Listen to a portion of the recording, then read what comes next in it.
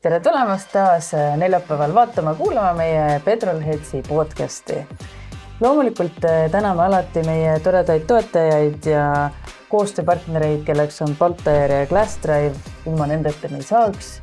Ja kui teie midagi soetate või kasutate nende teenuseid, siis te tegelikult toetategi ka meid sellega. Ja loomulikult täname Randot selle televisioni stuudio eest, kes meid siin toredalt alati vastu võtab. Saame teie jaoks selle materjali siin ära teha. Kuigi täna on režiipuldis Matjas. Täna Matjas, aitäh Matjas! ja ka tänaseks külaliseks on meil siis Peeter Paaver ja tema räägib, et miks on vaja Kambiast sõita ilma esiklaasita Tartusse näiteks.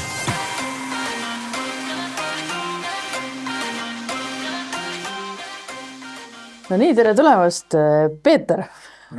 Väga huvitav persoon on meil siin täna. Tegemist on tegelikult geoloogiga ja lausa PhD ja Tartu Ülikoolis ja et väga vahva taust on sul. ja, et on Tartu Ülikoolis teadur, doktorikraad on ka ja lisaks ma olen vabakutseline fotograaf, videograaf, tegelen vahepeal autogeenusele kirjutamisega ja kuidagi autod on kõige põhiteemaks sattunud. Ja muidugi reisiseljad. Põhihoobiks ja ka reisiseljad. Maailmas on ka omajagu ringi käidud. No me teame juba mingisuguseid põnevaid asju, aga alustamegi siis otsast peale ja siis räägime teistele ka, et väga-väga huvitav teekond on sul läbitud elus. Kuidas sa üldse nende autoasjadeni jõudsid, et kuskilt mingisugused sidemed lapsepõlvest kellelgi tulnud üle? Ma ei tea, minu arust tegelikult ei ole. Nagu sidemeid väga ei olnud, vanemad autodest väga ei huvitunud. Kuigi 94 aastal isa läks raadiauto turule Opel Asconat ostma, siis see on nagu siuke esimene kõige ärevam mälestus. Me ühe korraga vist käisime seal isegi raaditurul kaasas, aga kui ta läks seda päriselt ostma, siis ma ei saanud sinna kaasa. Ja siis see oli nagu siuke kõige tugevam mälestus lapsepõlvest. Aga kuidagi algusest peale on automudelid, kõik asjad on olnud. Ja siis, kui ma kunagi ülikooli esimesel kursusel hakkasin esimest autot ostma, siis mul väga mingeid võimalusi ei olnud. Ma olin just kuidagi vahetusena saanud ühe Gibson SG endale. Mis asi? Kitarr. Okay. Ja müüsin selle maha, suutsin sealt isegi mingi kasumi teenida. Mul oli 800 eurot käes ja siis ma sain lõpuks endale oma auto osta. Ja ma arvan, see oli 2012 aasta, siis tegelikult tahtsin osta endale Hainila Bemmi. T28, et see oli nagu see, mida tahan. Need maksid siuke päris viisakas 528i heade lisadega, maksis sellel ajal sai 1200 euro käest kätte. Seda ei olnud. Aga see siuke vanema autodisaini joon oli kogu aeg teemas ja siis mul oli vahepeal vaatasin Volgasid, need olid veits kallid. Aga siis reaalselt ainult asi, millel mul hammas peale hakkas, oli Moskvitš. Et see on vana ninaga S412. Väga huvitav valik. Et tänases mõttes Moskvitš maksab ikka 500 euri. Okei, võib-olla on natuke kallimaks läinud. See 528i kurs, kui oleks seda nagu korras hoidnud, ilmselt oleks täna mingi 8000, 10 000. Siis ta peaks nagu päris korras olema. Mina olen seda autot päris palju ekspluateerinud võib-olla siukestel viisidel, milleks ta ei pea olema, siis ta ilmselt ei oleks. Sa jõudsid ikkagi Hainilani? Hainila hiljem jõudsin jah, aga ma ostsin Moskvitši. Ja päriselt sõitsid igapäevaselt sellega? Jah. Aga Moskvitšiga? Moskvitšiga, jah. 2 aastat sõitsin igapäevaselt sellega põhimõtteliselt. Ma sain teisi autosid ka kasutada, aga... Nagu talvel, suvel... Ma sõitsin vist ühe talve, see oli nii halb talvel. Et siis ma hakkasin juba mingeid muid autosid kõrvale ostma, aga see Moskvitš on mul tänaseni alles tegelikult ja ma kasutan seda ka, et see on iga kevad ajad selle välja, see on nagu vana mees, kõigepealt hakkab 1 silinder tööle, siis hakkab 2 silinder tööle, siis sõidad välja, siis hakkab võib-olla spidotross tööle, siis hakkab 1 pidur, siis 2 pidur, aga see on nagu alati siuke kõige halvem auto üldse, aga sellega on nagu nii mõnus tunne, et kõik need mälestused sellest 15 aastast tulevad nagu pähe, paned muusika mängima, lihtsalt kruisid. Et sellega on nagu, ma olen kasutanud kõiki autosid nii palju kui vähegi võimalik. Kui seal on katuseraam, kui sellega saab vedada, siis sinna peale läheb 2 diivanit ja see sõidab. Ja tuleb lihtsalt niimoodi kasutada. Aga jah, aga kuidas sa nagu, ma ei kujuta ette, et siukse, nagu sa just ütlesid, kui kevadel võtad välja, et vaatad, mis üldse tööle hakkab ja millal ta hakkab tööle, et kui igapäevaselt sõita, et kuidas palju sa pidid varuma aega enne, kui sa nagu plaanisid kuskile minemist, et nii, nüüd see peab nagu mingi rituaal või protsess olema või? ei, väga hull ei ole, et üldiselt enamasti, kui see käis, siis see käis nagu kogu aeg, aga me käisime sellega kursaga Praxis, välipraksis, geoloogilised välitööd teise kursuse lõpus, kolmanda kursuse lõpus ja siis vist ikkagi seal poole tee peal kustus bensiinipump ära ja siis saime seda vahetada ja siis Türilt uue osta ja et siukseid lahendusi aeg-ajalt oli, aga et noh, kohe esimene talv ma pidin sinna mootorivahetuse tegema, siis külmas garaažis viskasime seal sõpradega mootorit ringi, samal ajal tegime mingi tudengibändi proovi, et sellised hästi lahedad kogemused on kõik sellega seotud. Aga kas sa räägid sellest tehnilist poolest, et no ma ei tea, tee peal vahetasite kütusepumpa, kust need teadmised tulevad või selles mõttes, et või sa oled kuskil, noh? Ei, mul oli null teadmisi.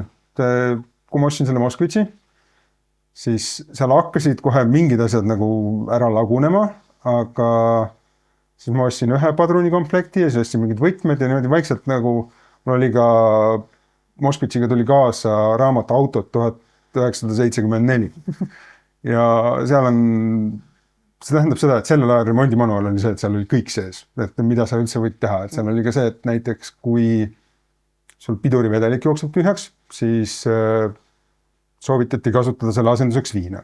See ei külma ära, see ei tõmba niskust sisse. Niimoodi oli juhendis kirjas. Kui viina ei ole, siis võib piima kasutada, aga see külmub talvel ära.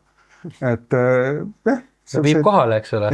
Aga viib kohale, et siuksed lahendid on, see ei olnud otseselt Moskvitši juhend, see oli Eestis kirjutatud juhend kõigi nõukogude autode kohta, aga seal olid ka näiteks plokikaane pingutusmomendid ja need patternid ja kõik need olid sees.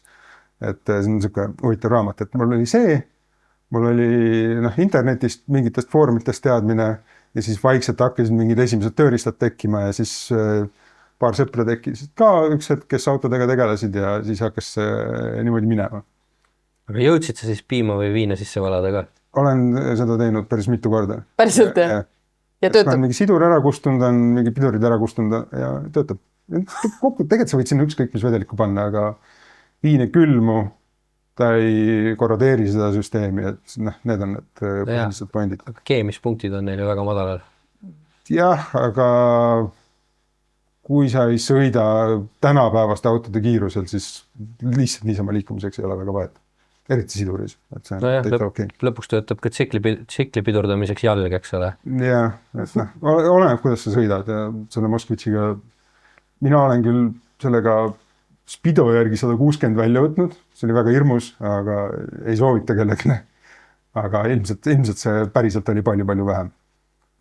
Aga üldiselt sa ikkagi kruisid sellega 80 ja siis on see mõnus sõita üle selle on see valus vajutamine.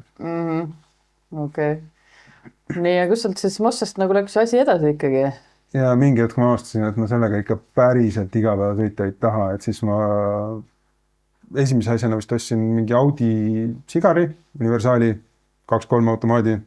See mul üldse ei meeldinud. See vana 3-keeline automaat oli üsna kohutav. See Boschi Jetronic Pritse ka, mis ei olnud ka kuigi hea, see tähendab seda, et see ei liikunud ja see võttis mingi 20 liitrit ajal.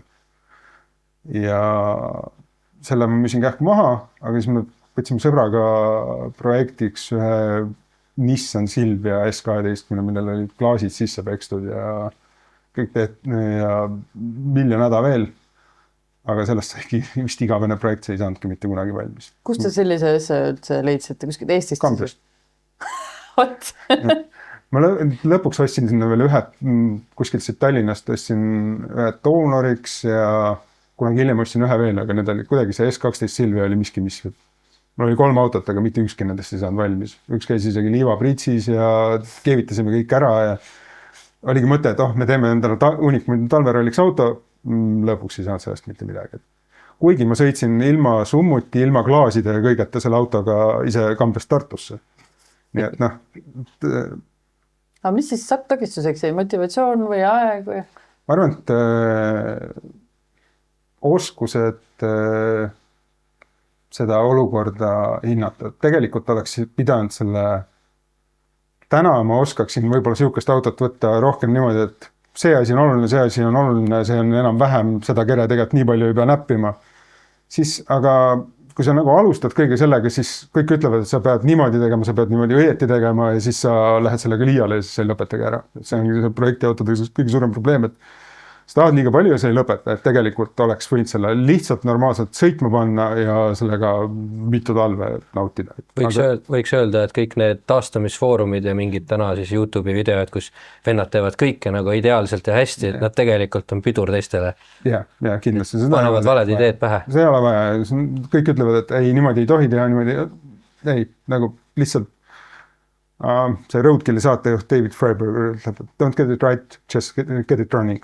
Ja see, ma arvan, et nagu väga paljudel asjadel ongi see, et ära muretse nende kõigi väikeste asjade pärast. Mingid asjad, pidurid, vedrustus, mootor enam-vähem käima ja sa võid seda juba enam kasutada. Ja tegelikult see olekski vist õige, et sa saad juba kasutada, siis sul tekib see mõte, et sa saad juba just nende muude asjadega tegeleda, et tegelikult see tapabki motivatsiooni ära, vaata, kui sa nagu justkui ei saagi valmis kunagi, muudki teedki neid muid asju. Ma arvan ka, et jumala õige on võtta üks suur asi korraga ette. Et kui mootor ei tööta hästi, siis tee mootor ära praegu. Tee ta korda, tee ta nii, et ta sõidab hästi ja siis vaatab edasi, mis seal kõike muud teha saab.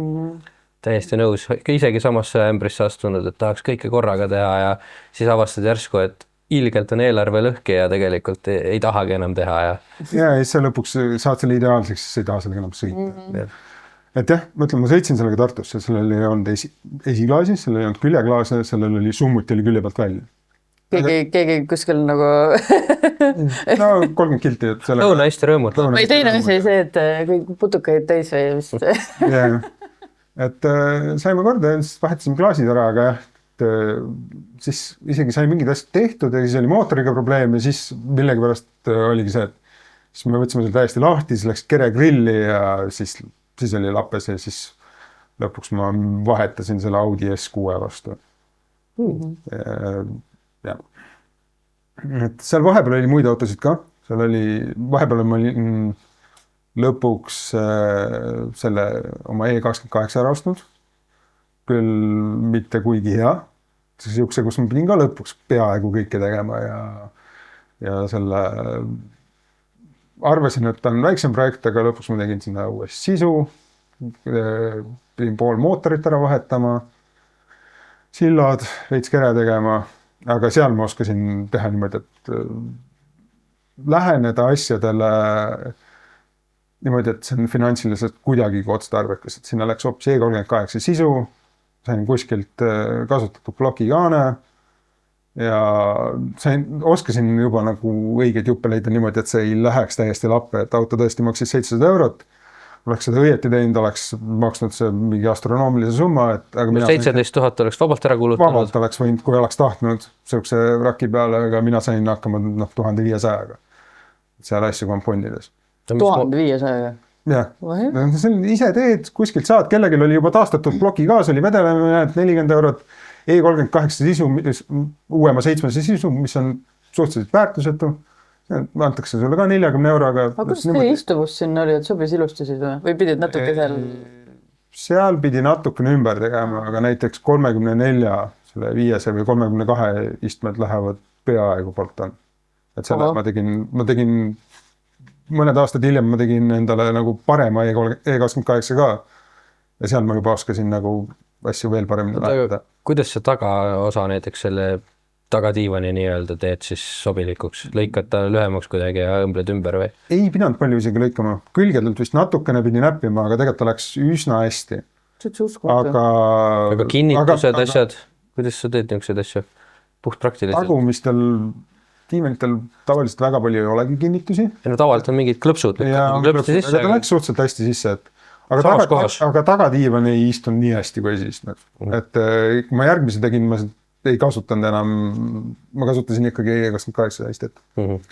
Aga esiistmed lähevad küll, täiesti poolt on, tegelikult isegi E46 istmed lähevad poolt on ja seal on väga paljudel autodel on see, et generatsioonide vahelised jupid tegelikult istuvad päris hästi, et sellel Haininal ei ole palju seda asja enam saada. Aga uuemad istmed istuvad hästi, uuemad pidurid istuvad hästi, et ja ka näiteks Porschedel, kõigi Porschede istmed on enam-vähem Bolton vahetatavad. Et vist isegi 991 istmed, see on nagu suht tänapäevane asi, lähevad peaaegu 993, et kõik need kinnitused on seal vahepeal samad, et neid saab legodena päris hästi ringi lapata. Istmeraami ümberehitus muidugi ei ole ka mingi probleem, et kui see bensiinid, värgid, see on lihtne, aga ma mõtlen just, et tagatiivan on selline porolooni tükk, eks ole, et kui see ikkagi nii palju ulatub välja, aga seda porolooni saab nagu lõigata, et ta ju tegelikult nad ei ole laiemad, seest nad ei ole ükski laiem. Okay. Aga seal on võimalik teha. Ja see oli see tagaiste seal oli siuke natuke geto lahendus, et seda ei soovita, esiistmed on täitsa fine. See oli siis diisel või? Diisel, jah. 524 diisel, automaat. Ma ei tea, jälle ma ostsin automaadi, jälle mul see väga ei meeldinud. Diislil natukene tolereerisin seda rohkem. Ma üldse oma auto ajaloo jooksul olen nii 2 aasta tagant ostan endale jälle automaadi, saan aru, et ei, see ei ole minu teema ja siis 2 aastat hiljem jälle, äkki ei ole nii hull. Ja siis võtad järjekordse 3 või 4 käigulisi eks ole. Ongi, mul just oli üks Jaguar siuke viimase asjana ja seal ma sain ka täpselt sellest samast asjast aru. Ma võin vihjeks öelda, et 5, 6 ja 7 ja 8 käigulised on paremad. On, jah, kindlasti tean. Aga teile meeldib, vaata, kui on väike challenge ja lasa ju. Mulle, tänapäevane automaat on jah, oluliselt mõistlikum, et tänapäevane ZF-i 8 või siis DSG-d, kõik need on, töötavad kõik hästi, aga kuna ma elan Tartus, kus ei ole ummikuid põhimõtteliselt või kui nad on, siis nad on väga lühikesed, siis mul ei ole mitte ühtegi vabandust, et tegelikult mitte manuaalkastiga autoga sõita. Et ma saan täiesti aru, kui sa oled Tallinnas või kui sa pead olema ummikutes absoluutselt, kui sul on palju käruga tagurdamist, palju vedamist ka. Automaatkastil on omad lahendused. Kui ma olen Tartus, ma enamus päevadel käin jala üldse tööl koeraga, siis mul tegelikult ei ole ühtegi vabandust, et sõita millegi ägedaga, millel on manuaal. Nojah, kui sa tõesti esmaspäevast reedeni hommik ja õhtu alati ei pea sellega liiklema, siis tõesti. Et õnneks on niisugune privileeg, et saabki sõita niisuguste vanade kärudega, et ei ole vaja, et iga päev kell 8 hommikul see kindlasti läheks käima ja peaksin sellega 20 minutit ummikus istuma ja siis ma ilmselt mõtleksin hoopis teistmoodi. Palju praktilisemalt. Aga kui sa nüüd selle E28 valmis said, kaua sõitsid sellega mõnda aega ringi? Saan aru, et see ei jäänud igaveseks. Ei, ma sõitsin sellega vist, ma arvan, 2 aastat isegi ringi, et seal vahepeal sai seda päris palju remonditud. Ma sõitsin sellega aasta ringselt. Käisin isegi Unikumil talverallil ja oli ka päris palju kogemusi. Aga E28 on ka seal, on ikkagi talvel näiteks on seal palju neid vana auto probleeme. Et järgmisest generatsioonist E34 tulevad juba suhteliselt hästi isoleeritud pistikud ja kõik siuksed asjad, et kaovad mingi elektripolterkastid ja asjad ära. Kuskil seal E30 on ka veel nende vanade pistikutega ja vana auto lahendustega, papist uksepolstrite ja igast hädadega, aga sealt edasi hakkavad autod nagu muutuma päriselt tänapäevaseks ja päriselt igapäevaselt kasutatavaks. Et jah, mingi hetk kuigi mul on alati need vanad masinad meeldinud, siis mingi hetk ma sain aru, et tegelikult see kasutatavuse piir on kuskil seal 90. aasta juures. No vaata, kui sa kasutadki teda nagu aastaringselt, siis ilmselt on juba... See mõjutab palju.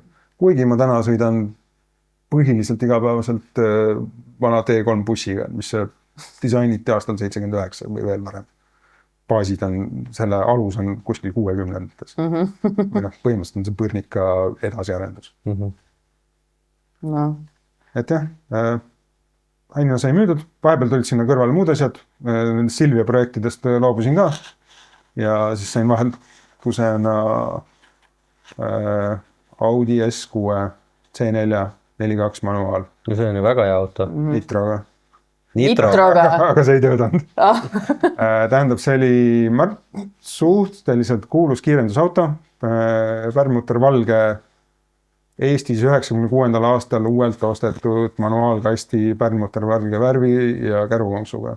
Vahepeal sõitnud kiirendust, mingi ilge tuuningu saadud ja siis peale seda saanud klaarvalge värvi ja mina tõmbasin ta nagu veiks tagasi. See nitrosüsteem oli seal kõik peal, aga mina seda käima ei saanudki. Ja ma ei saanud seda autot üldse nagu lõpuks päriselt õieti käima. Ma sõitsin sellega 3 kuud ringi, aga tal oli niisugune omadus, et kui temp läks 60 kraadi peale, siis vahel lihtsalt tõmbas hinge kinni ja enam käima ei läinud. Ja ilmselt see oli vigane vändaandur ja vändaanduri kronstein oli käiguesti küljest ära murdnud ja siis oli kuidagi see sinna lahendatud. Aga jah, et sõita sain, lõbus oli, aga päris palju oli tee peale jäämisi ka. Näiteks, mõni mingi vahvam? Ja sellega ei olnud, sest kõik, kuna ma teadsin, et see probleem on, siis kõik need tee peale jäämised jäid nagu Tartu linna sisse pigem. Et jah, oli juba siuke esimene kiirem ja võimsam ja ägedam auto, aga veel päris mitte siuke, mida saaks igapäevaselt kasutada või... Kui ta oleks korras olnud. Kui see oleks korras olnud, siis jah, miks mitte. Ta oleks tänagi jumala hea auto, sest see salong on väga tihedalt ehitatud ja nagu ta on see 90-ndate see luksus on ikka päris mõnus. Jah, C4 on ka üks nendest esimestest autodest, mis on tänapäevani sa võid kasutada seda igapäevase autona. Mitte mingi probleemi. Just täpselt. Ja. Kas selle Audiga tuli nagu rohkem siukest, päris mõnus on nagu kiiresti saab sõita ja nagu äkilisem veidi ja et need diislid ja need vanad, eriti veel need automaadid on siuksed veidi uimased. See oli korraks nii täna, siis ma olin ka veel, ma arvan, 25-26, siis oli ka, et see tahaks kiiremat autot teha kuidagi. Täna on mul see, et nagu, ei tea, nagu väga ei taha isegi seda kiirust ületada, et mul nagu trahvid ja eksimused vist ära teinud ja aeglase autoga kiiresti sõita on ka päris lõbus tegelikult. Seal on teistmoodi adrekas vaata. Kas kõik jääb külge? Seda ka, aga teistmoodi väikse aeglase autoga sa saad teha oma raja, saad selle kiirust kurvi edasi kanda, et seal on hoopis muud lõbud, et ei pea olema kõik võimas mootor ja kogu siuke mäng. Seda on üldse väga palju reffides kinni, et see mingi 185-195 ref teeb tegelikult sõidu lõbusaks. Jah. Et mingi 2-6-5 pool stikk, see on nagu rööbastel ja sa pead õudselt kihutama, et ta oleks põnev juba. Ma arvan ka, et inimesed panevad nagu liiga palju rehvi autole alla ja et osa asjadest, miks väga paljud hinnatud vanad Porsche'd on, miks neid hinnatakse, oligi see, et neil oli tillukene rehv all ja siis nad olid hoopis teise käitumisega kui see, et pannakse RVB, paneb sinna 295 rehvi alla ja see on ikka sama stokkmootor ja sama kaal ja siis see on hoopis teine maailm. No kui lähed ringrajale näiteks, kus on siis vaja kogu aeg kiirust üleval hoida, siis on see kindlasti kasuks. Aga ta ei ole põnev siis enam nendel väikestel tagateedel reaalsuses sõita. Ja siis, kui see S6 müüdud oli, siis ma sain siis oli esimest korda siuke natukene raha, et sai hakata erinevaid asju katsetama. Muidu oligi see, et ma olin sinna Silvia projekti pannud raha, oli see Moskvits tegelikult veel päris tööl ka väga ei olnud, et ikkagi lugesid sente ja kuidagi said midagi teha, aga siis, kui selle ma lõpuks maha müüsin, siis oli võimalus millegagi mängida, midagi muud osta, et seal sai igasuguseid veidraid asju vahepeal ostetud. Kõige veidram oli vist Mark 3 Supra Turbo, jälle automaat. Täiesti masendav kogemus. See, mida sa ootad Suprast ja see, mis ta tegelikult on, see ei lähe mitte kuidagi kokku. Osaliselt sellepärast, et inimesed arvavad, et see on sportauto, see ei ole, see on Grand Tourer. See on pikamaa sõiduks, mugav kaheukseline, suur, lahmakas, raske auto. Ja automaadigi ta on pigem aeglane. See Mark 3 mootor, seda on palju kirjutatud, tegelikult on enam-vähem okei, aga stokkseisust ei ole ka mingit jõudu. See on see mingi 3GS või 7M GT. Või 7M. Ja see on kaalub mingi 1800 kilo. Päris palju. Et, aga sellega poolest see oli lahe kogemus selle korraks omamisel. See maksis 2000 €. Et ostsime 2000 € ja Tallinnast selle avastasime, et seal on 5 kohta ametlikult passis. Muidugi pidime proovima ära, aga kuidas on 5 sellega sõita. Saab, väga ebamugav on, aga paar korda isegi tegime päriselt sükest sõitu ja katus käib maha, punane kupee, isegi kui ta on aeglane, isegi kui ta sõidu poolest on suhteliselt mannetu kogemus. Sükse hinna eest see on ikkagi äge. Et lõpuks sellel ka, see automaatkast ütles ülesse, sai see ära vahetatud, maha müüdud, aga ikkagi targa turbo Supra. Et mida sa veel võiksid tahtma? Paberil väga seksikas. Paberil väga seksikas, päris elus võib-olla mitte nii palju. Oleks manuaalkast seda päästnud? Jaa, kindlasti, sest suhtlen siiamaani selle auto uue omanikuga, sest tal on see siiamaani alles. Nüüd on seal vist 1 JZ vahel, manuaalkast, BMW oma, värvis selle üle ja tegi, ma arvan, et nüüd on see päris äge. Et ikkagi hoopis teine maailm. Et niimoodi, ma arvan, et oleks päris lõbus kogemus. No, ainuke miinus jääbki siis see kaal lihtsalt 1800 kilo, see on ju võrdluseks, ma ei tea, 20 aastat uue E-klass kaalub sama palju. Ja, tänapäeval ta ei tundu nii raske, aga nende kõige sellega, millega sa võrdled seda, on 1800 kilo ikka palju. No tegelikult on ta ikka tänapäeval, ikka siuke suure auto kaal, mitte Jeepi kaal, aga ikkagi seda suure sedaani kaal. Ja, täna võib-olla on 3 juba. Või no nüüd jah. Nüüd on nagu 3 juba 1800 kilo, kui mitte rohkem. Tänapäev on muidugi selline devalveeruv sõna, et kui ma mõtlen tänapäev, siis ma mõtlen ka mingid 2008 aasta autosid veel. Jah, minu jaoks on ka. Alles eile ju. Et minu jaoks on ka 2008 aasta autod vist uued autod, sest ma kõige uuemad autod ongi vist 2008 aastast. Sealt edasi ma ei olegi läinud kõik, lugesin kokku, et neid on mingi 40-50 tükki olnud. Nad on kõik üldiselt jäänud ikkagi eelmisesse sajandisse. Aga selle Supraga sul ei olnud endal seda mõtet mingi aeg, et võiks ise need asjad ära teha, mis sa rääkisid, et see uus omanik tegi, et see kastivahetus ja mootori vahetus. Kõik mõtted käivad läbi kõigi nende autodega, mis on olnud. Ma olen ilmselt kulutanud 10 ja 10 tunde ja otsinud juppe, mõelnud, mida saab sellega teha, kuidas sellega oleks teha, aga lõpuks me kõik tahaksime mõelda, et hoovi auto ja teed niimoodi, kuidas on vaja, tegelikult on see, et nagu päris maailmas sa pead mõtlema, et kuidas mingid numbrid ka kokku lähevad ja et mis tal on, nagu kas ma selle müües tagasi ka saaksin ja on nii palju muid asju, mida ka veel proovida. Et mina ei suuda vist jääda kunagi selleks inimeseks, kes ühte markide kindlalt kinni jääb ja tahab seda seal kõik asju katsetada, et maailmas on nii palju erinevaid masinaid ja tahaks nagu automaailmas ka reisida erinevaid kogemusi saada, et kuigi siiamaani on põhiliselt mul kätte sattunud rohkem Saksa ja Jaapani autod, mis on loomulik, sest nad on kõik meile siia enam-vähem jõudnud, siis tegelikult on ju veel Prantsuse autod, Rootsi autod, Itaalia autod, see on ka avastamata maa. Et nüüd inglise autod ma olen natukene ära teinud, aga kõik see muu on ka ja ameeriklased ka. Et kas sul on, vaata, sul on nimekirja autodest, mis sul on olnud, kas sul on nimekirja autodest, mida sa tahaksid ka või? Yeah. On või? On. Järgid?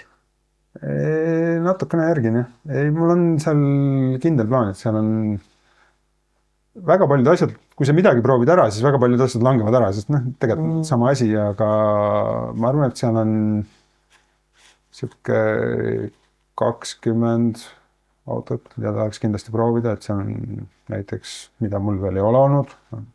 Peugeot 205 GTI on praegu siuke, mis oleks tore ära proovida, siuke väike, äge, teistsugune.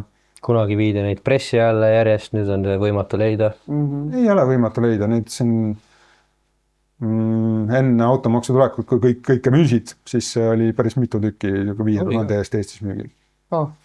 Ja ma olin nagu väga lähedalt, läheks järgi, ostaks ära ja siis ma olin just selle Porsche ostnud, siis mul oli siuke, et vist ei saa, aga seal on erinevates hinnakategooriates jah, et prantslased, itaallased, ameeriklased, mida tahaks nagu korra proovida, mida võib-olla ei tahakski pikalt omada, aga tahaks lihtsalt, et läbi käiks ja... Aga mis on nendest mõni itaallane, mida sa tahaks proovida või ameeriklane, mis on siuksed nagu... Ameeriklastest on... peab olema kindlalt V8-ga midagi 70 algus, 60 lõpp üldiselt, et peab olema V8? Peab. Peab. Ameeriklastega on see, et objektiivsed on täiesti kohutavad autod. Aga oskavad kahte asja teha. Hääl ja välimus. Ja välimus kukkus ka seal kohati 7 minuti keskel ära, aga enne seda ja sa ei pea ostma seda nagu Chargerit või Challengeri või midagi sihukest, aga ma arvan, et mingi Dart, Duster, 65 Mustang, neid veel võib leida. Aga jah, üldiselt oleks põhitingimus see, et kui on ameeriklane, siis see peab olema V8-ga, sest muud põhjust ma nendele autodele ei näe, et nagu V6-ga nad ei ole nagu see, et ma olen paariga sõitnud ja nad ei jätnud nagu sisu on kole, V6 häält ei tee, ta ei jäta seda mitte mingil määral. Mustangil on EcoBoost ka ju. Ja need on juba uued autod. Jah, võib-olla mõni uue Mustang oleks ka natukene teema, aga enamus nendest jäävad võib-olla minu jaoks liiga uueks, liiga keeruliseks. Tahaks nagu ise kõikidest süsteemidest ikkagi aru saada. Et jah, ilmselt siuksed veel ilusad 70 alguse muskelautod, need ei ole kõik muskelautod küll väiksemate mootoritega, aga jah, näiteks Chevy Nova, Dodge Dart, Plymouth Duster, midagi siukest oleks teemaks. Et pärast me saame ühest reisist ka rääkida, kus see peaaegu täitus, aga päriselt ikkagi mitte.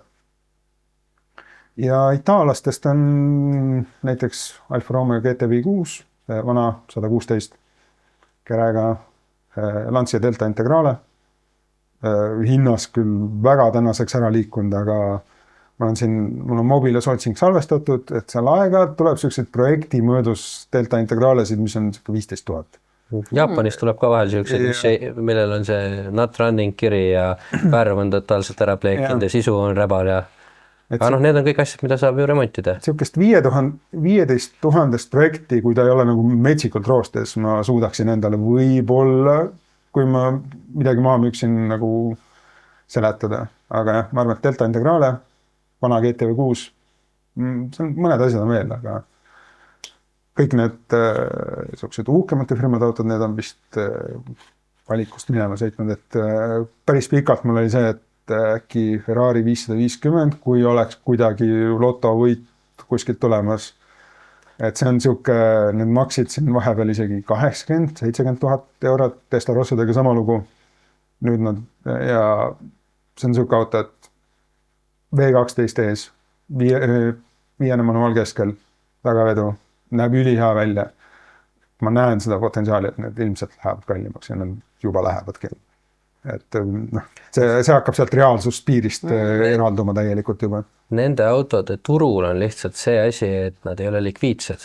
Nende hinnad võivad küll kerida, sest nende hind kerib selle järgi, kus keegi on müünud, eks ole, siis teised vaatavad ka, et nüüd saab jälle tõsta. Reaalsuses ostjaid on, müüjaid on nii palju ja ostjaid on nii palju. Jah, neid on palju ka muidugi, neid on mingi 3000 tükki tehtud, et 3000 ei ole palju, aga need on selle auto maailmas. Ja need on, kuna hind läheb sinna ülesse poole, siis need ei saa ju liisingusse osta. Ehk siis sa pead leidma ostja, kellel on konkreetselt cash välja käia või kes annab midagi muud samaväärset vastu lihtsalt. Ehk siis seal on tihti peale see jama, et kui sa vaatad neid autosid, siis mõned nendest autodest on 3-4-5 aastat müügis olnud ja hind kerib kogu aeg üles. Aga odavalt osta ka ei saa. Ei, muidugi jah, aga ei saagi, ei müüda ka, eks ole. Aga Mondial või midagi sellist, mis on ju ka Ferrari, mille hinnaklass jääb sinna. Mondiali tööst küsitakse ka 60 000. On juba või? Ma olen mõelnud selle peale, et viimati vaatasin, oli 35 umbes. Millal sa vaatasid? Võib-olla ei ole 60 000, aga 50 000 on nagu alla mul on ka Ferraride 35 000 otsingu mobiilis salvestatud. Seal ei ole enam mitte midagi. Et ma olen mõelnud ka, üks vend tegi väga ägeda 308 GT4 Safari. 308 GT4 on suhteliselt kole auto, aga Safari nägi ta päris äge. Et mitte 308 GTB, vaid 308 GT4 see 4 istmega. Need pidid küll kõvasti paremini sõitma kui GTB-d, aga nad näevad natuke naljakad välja. 308 tavaline on väga ilus auto. aga Neidki sai mingi aeg veel ikkagi alla 40 000. See ei olnud väga ammu. see aeg vist on läinud. Võib-olla. aga sa oled vaadanud neid importautosid, mis tuuakse siis täna Jaapanist või kust iganes, et sealt saab ka ju päris hea hinnaga või anname sulle mingi hea ideesid pähe äkki? Ei, ma olen vaadanud ikka. Ma olen ka mõelnud selle peale, et peaks proovima Jaapanisse kohale minna ja midagi osta. Aga selle jälgimine võtab nagu maru palju energiat ja siis lõpuks avastad ikkagi, et kui sa lööd sinna kõik need hinnakäärid, maksud, transpordi kõik sisse, siis nad tegelikult ikkagi nagu nii odavad ei ole. No odavamad kui siit kuskilt Euroopast osta selles mõttes. Seal vist on vahe see, et parem asja sama raha, aga raha läheb ikka täpselt sama palju. Ja see on samamoodi ka Euroopast toomisega, et sa saad sama hinna eest, aga parem asja üldiselt. Minnes tagasi nüüd nende juurde ikkagi, mis sul on olnud, et no nimekiri. Kuhu me jäime seisma? Mul on siin see üks hea nimekiri, mis ma sain, et mis jumal, siin oli nii palju. Nii, oota, meil on siin Supra sai maha müüdud, eks? Oota, kus see Supra on? Enne Suprat on sul Escort Cabrio olnud näiteks. Jaa, ostsime selle, see tuli Tartus 400 euro eest müüki. Seal oli mingi 40 huvilist olnud sellel tüübil ja me läksime, mina olin esimene, ma jõudsin selle järgi, metallik sinine Escort Cabrio. Ostsime selle ära, käisime sellega paaril üritusel, sõitsime ringi, oli lahe. Ilmselt oli sillast endal tegemata, rattad näitasid eri suundades, nii et see auto roolis täiesti kohutavalt. Ja üks öö juulikuus otsustasime, et läheks sellega suvilasse maale ja siis kukkus sellel ratas koos rummuga küljest ära. Et siis tuli treila järgi tellida, sõbrad läksid edasi, mina tõin Supra, mis oli ka mul juba sellel hetkel olemas ja siis läks Supral käigu eest laiali. Polnud sinu õhtu, ma saan aru? See ei olnud üldse minu õhtu. Siis sul on siin BMW-sid, no BMW-sid on sul küll palju. BMW-sid on kuidagi liiga palju olnud võib-olla isegi. No vaata, eks ta on siuke hea auto ka, pole ju nagu... Jah, BMW on see, mis on meil siin siuke hobiauto all-metallic diisel, eriti E30. E30 klubi kokkutulekul on vist rohkem autosid kui ükskõik mis teise terve margi klubi kokkutulekul. Ja see on hea põhjusega, see ongi, esiteks on juppe väga palju, siin on väga lihtne seda ehitada, on väga-väga head autod, eriti suurema mootoriga. Üks minu lemmik sõidukogemusi läbi aegada, igat pidi, E30 Touring. Ainuke auto, mida ma olen 2 korda ostnud, ühte sama konkreetset isendit. Aga selle ainuke häda ongi see, et on nagu natukene liiga tavaline, et neid on palju. Aga ma näen siin nimekirjast tuleb üsna peale neid E38 ja Civicuid tuleb üks väga huvitav E28 V8 swap. Jah. Et see ongi see, kui ma sain osta nagu võib-olla sellel hetkel, mis ma vähemalt arvasin, et siukse ainina, nagu, mida ma võib-olla päriselt tahaks. Et see oli Kesk-Eesti mehe poolt kunagi ehitatud. Ta oli sinna selle V8 juba vahele tõstnud, ta oli sellega sõitnud. Siis läks mingite noortemate tüüpidega kätte, kes panid sinna Megasquirti peale, tegid natukene asju, parandasid ära. Siis see liikus vist kuskile Võrru, kus see värviti üle ja hakati seda asja legaalseks nagu tegema, või see oli takerdatud ja lõpuks oli täiesti mingi kommiraha eest mingid.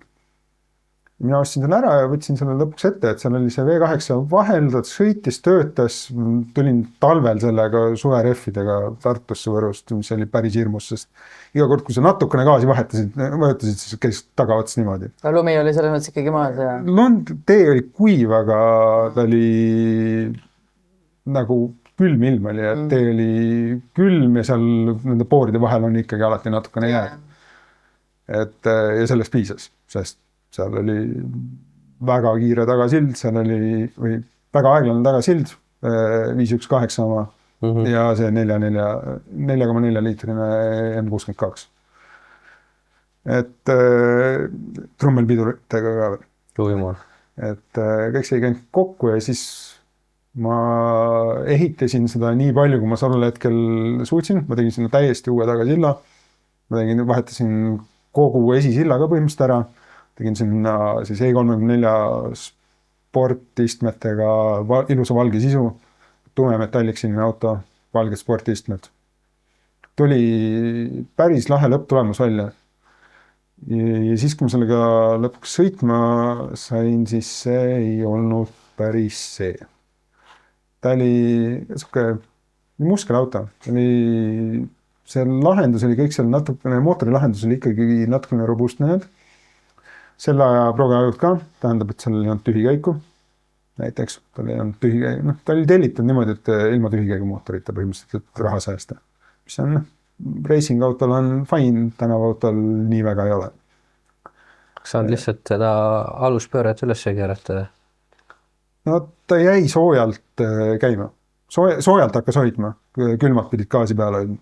Ma kunagi driftikal panin 1200 pööret tühikäiguks ja nii ta tiksus siis. Jah, niimoodi saaks ka, aga tänavaautol sa ilmselt ikkagi ei tahaks seda. Ja millega sa iga päev nagu sõidad. Jah, ja ta ei sõitnud minu arust nii, nagu see BMW tegelikult peaks. Et nagu ta oli lõbus muskelauto, aga ta ei olnud päris see. Siis läks seal see vana Getragi kast katki. Siis ma vahetasin selle kasti ära ja siis mul oli vaja, selleks hetkeks mul oli vaja kinnisvara osta ja siis läksin müüki. Kui ma seda müüsin, siis need, kes selle ära ostsid, lasid selle vist Tartus Turu tänaval 160-ni proovisõidu. Ja sa olid ka autos? Ma olin ka autos. Milline rõõm? Päris ilmus oli. Aga nad ostsid selle ära, sõitsid Tallinnasse, tuli sõnum, et auto ei liigu enam. Ta olid Kardaani pooleks lasknud. Ja siis ütlesid, et me toome sulle selle tagasi. Kole, sa ostsid 30 aastat vana tuunitud auto ja ma nägin, kuidas te proovisõitu tegite. Ei, lihtsalt ei. See ei ole päris normaalne ikkagi. Tüübid kuskilt launchisid või midagi? Ilmselt tehti mingi tugevam burnout ja sinna sai alla vist E39 528 alumiiniumist kardaan. Ja see sai tehtud niimoodi, et see oli täiesti poltan, et sa ei pidanud mingi kostum kardaani sinna keevitama, et tõenäoliselt selle probleemi oleks saanud lahendada mingi 5.0 diisli või T8 kardaani. Vabalt ja muidugi. Paljud ju teevad seda kuskil võistlusautodel. Aga mõtlen, vaata, sa enne rääkisid, et suht alguses, et sa või et autosid tuleb osta niimoodi, et kõigepealt või ehitada, et kõigepealt teed need nagu lihtsamad asjad ära ja siis raskemad. Kas selle E28-ga sellega siis ei olnud seda, et oleks kohe vaadanud, et kui sa ikka nagu ei sõida, et peaks seal enne, aga sa kohe alustasid seest või? Või sa veel ei olnud sellel hetkel jõudnud sinna, nii et... Ma osaliselt ei olnud ka, aga seal oli see sisu oli seal nii kole, et seal olid mingid sinised uksepolstrid ja mustad katkised nahast istmed ja... See oli miks sa match tehtud? Sinine põhjavaip ja sellised igasugu lahendusi ja see sisu ehitamine sel hetkel ei olnud väga kallis, väga keeruline, samamoodi see tagasilla ehitamine, et seal sai siit-sealt juppe ja tegelikult see ei läinud väga kalliks. Jällegi ma õppisin nagu kuidagi, et ei, ma ei pea ostma täpselt seda õiget juppi, ma saan kuidagi selle enam-vähem lahendada ja saada tegelikult väga kena tulemuse. Aga sellel hetkel jah, et ma arvasin, et ainult see tagasild lahendab paljud probleemid, mis mulle selle auto juures ei meeldinud. Väga palju lahendaski, väga palju ka ei lahendanud.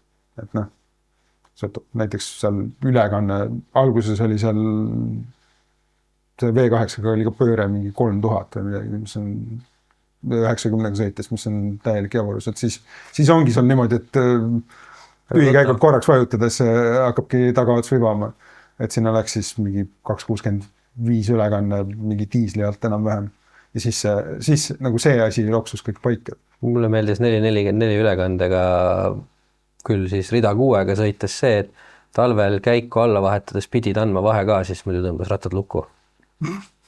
Jah. Selle aeglase ülekandega rõõmud. Sellised asjad ongi, et väga palju, et ühest küljest ma räägin, et üle ei tasu autot ehitada, teisest küljest nagu siukeste asjade peale väga paljud ka ei mõtle, et mis see ülekanne lõpuks peaks olema, kuidas läheb, kui sa tahad autot päriselt normaalselt tänaval kasutada, et kuidas sa selle käigu hästi peaksid lahendama, et pannakse diislikast käib küll, ja siis sul tegelikult esimest käiku ei ole, sest see on mingi rekkakäik. Ja sulle lõpuks ei meeldi seda autot kasutada. Olen nõus täitsa, jah. Siukeste asjadega peab väga palju mõtlema.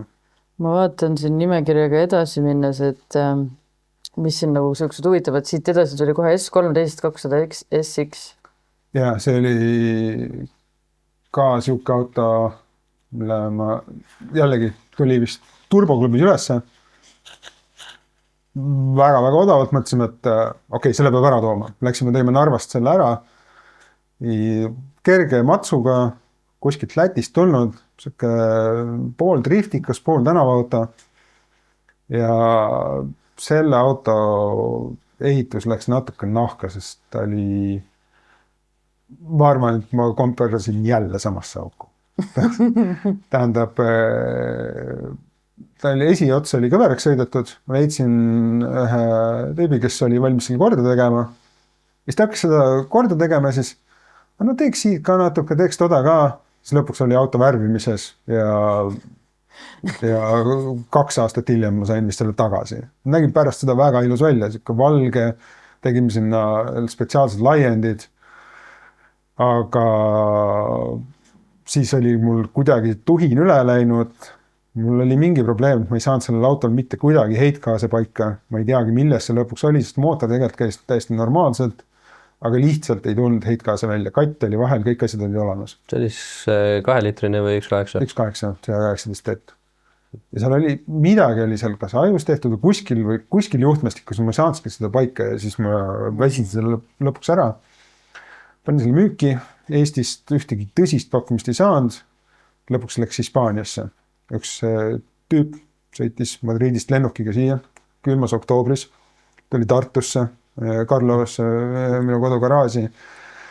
Värises, sest vihma sadas ja väljas oli 2 kraadi. Ja siis natukene seal üritas tingida, aga lõpuks mõtlesin, et ma ütlesin sulle hinna ära, et see on see hind. Maksid ära, sõitis selle autoga üksinda 2 päevaga Madridi. Ikka tahtmine, kas sul oli siis nagu turu mõttes nii palju odavam hind või et ta nagu Hispaaniast? Ma ei teagi. See oli mingi veider hetk, kus vist nende autode tuuriga natukene kukkus kokku.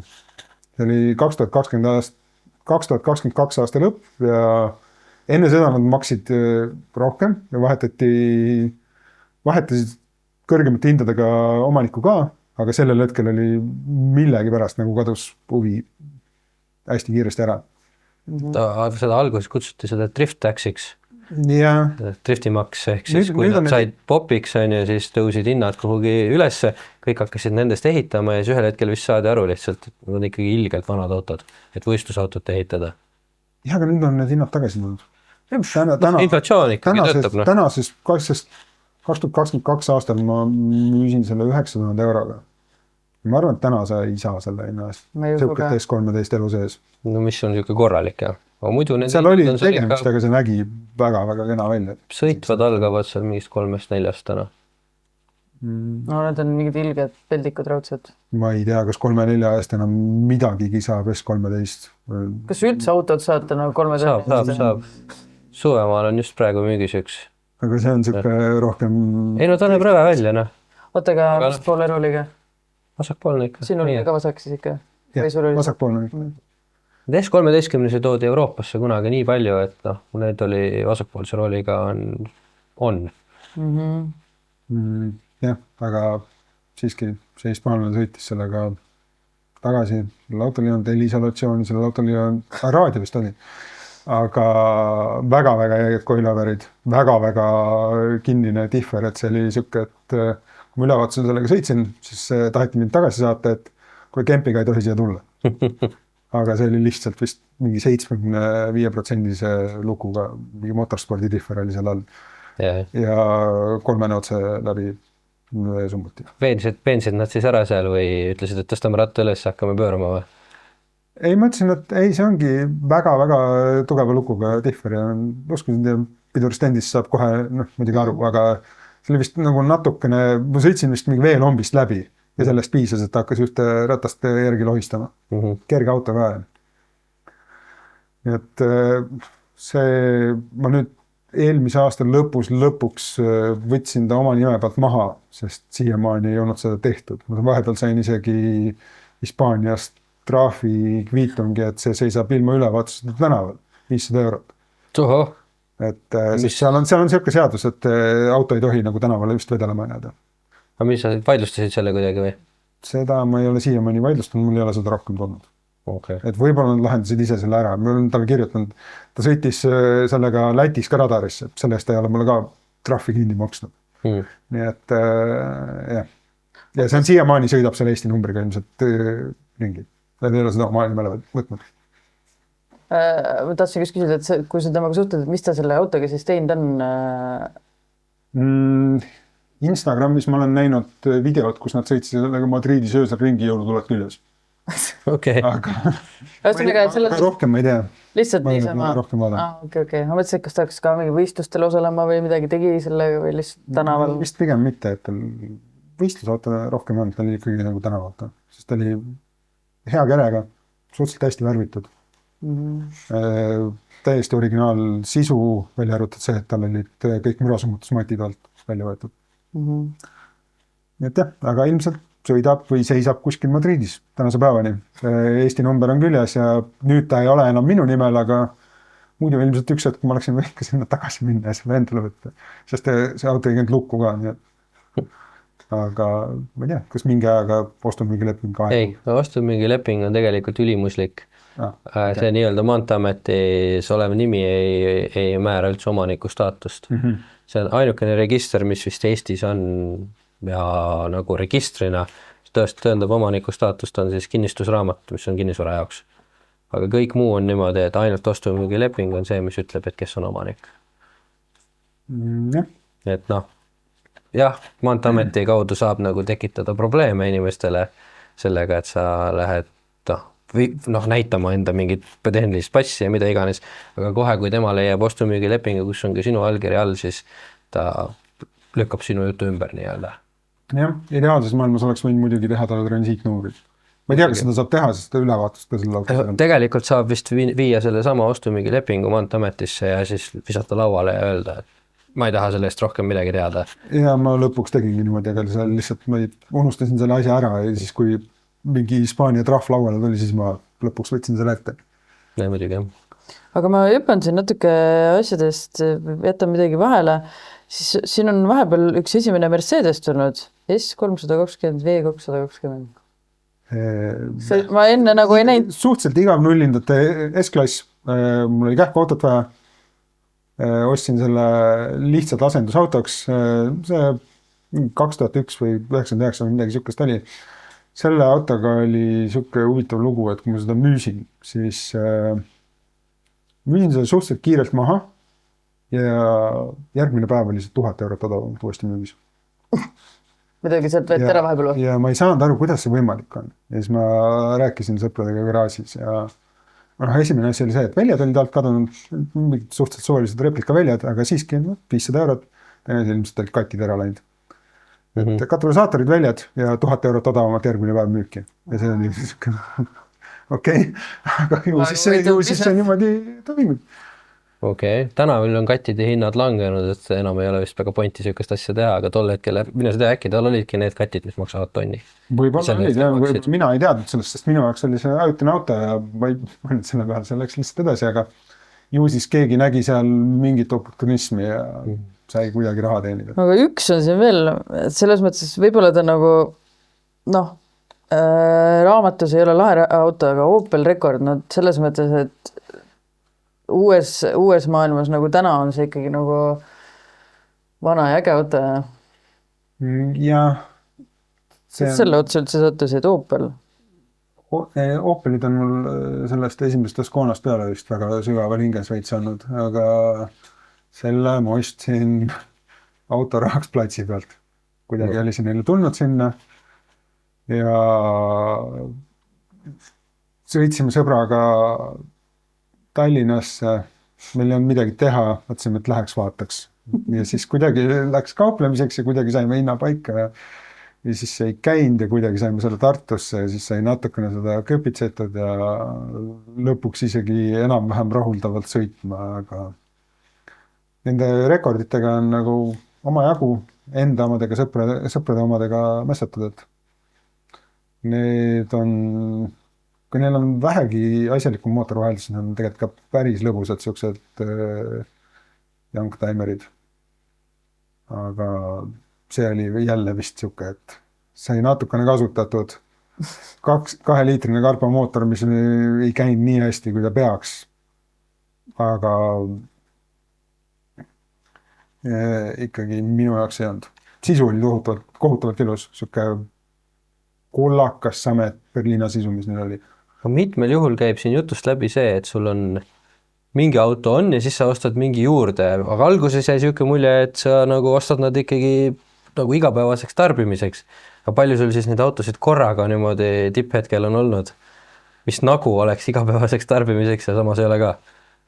Tipphetkel ma arvan, et äkki oli korraga mingi 6 tükki. Sellel hetkel oligi niimoodi, et kui oli võimalus, siis hakkas neid nagu natukene kogunema. Tänaseks olen ma aru saanud seda, et kui ma tahan, et nad oleksid päriselt head ja sõidaksid nii, nagu ma tahan, et sa pead kõigi kuludega ka arvestama, siis minu vaimne võimekus lihtsalt ei käi üle 4 autost. Tegelikult üle 3. Et 3 autot on see, millega eriti kui sa nendega nagu nende remondiga ise tegeled, siis 3 autot on siuke mõnus piir, kus sa saad olla üle selle. Igasugused kollektsioonid on see, et sa reaalselt neid enam ei kasuta või sa ei suuda neid ära hallata.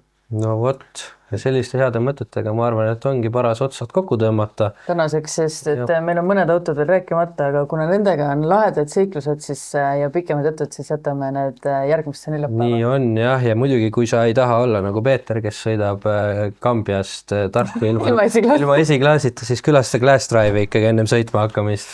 Ja kui sa ei taha E28-ga talvel teelt välja sõita, siis võid Volterust talvereffid osta, aga praegusel ajal ka suvereffid. Jah, kuigi talv ei ole kunagi kaugel. Nii et jääge ootele siis järgmiseks nädalaks.